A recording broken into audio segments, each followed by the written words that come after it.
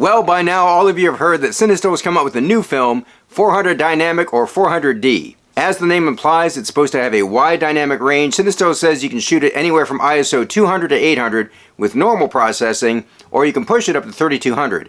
It's color negative film, there's no remjet, it's designed to be processed in normal C41 chemistry, and the 35mm cassettes are DX coated. CineStill's FAQ page states that this is not a repackaged pre-existing motion picture stock, so that shoots down the rumor that this is just Kodak 250D. Now everyone knows that with CineStill's 800T film, the mandatory subject matter is gas stations and neon signs at night, but since 400D is daylight balanced for 5500 Kelvin, I decided I'd load it into my Canon Rebel TI and shoot those same subjects during the day, and that's what you're going to see now with a couple other things thrown in. Stick around after these images and I'll share my final thoughts on 400D.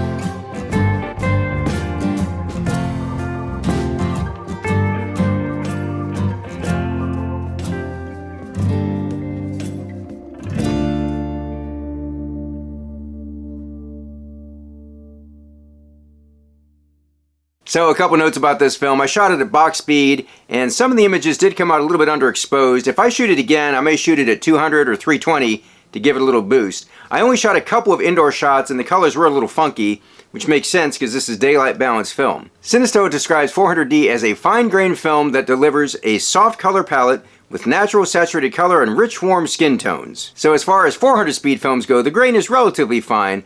I do like the saturation, especially in shots like this with the American flag. When it comes to skin tones, I didn't shoot a lot of portraits, but my son is very tan, my wife is very fair, and I think I handled both of them pretty well. There were a couple shots that had that classic halation that you see with 800T also. I backed the crowdfunding campaign for this film, so I got it pretty early.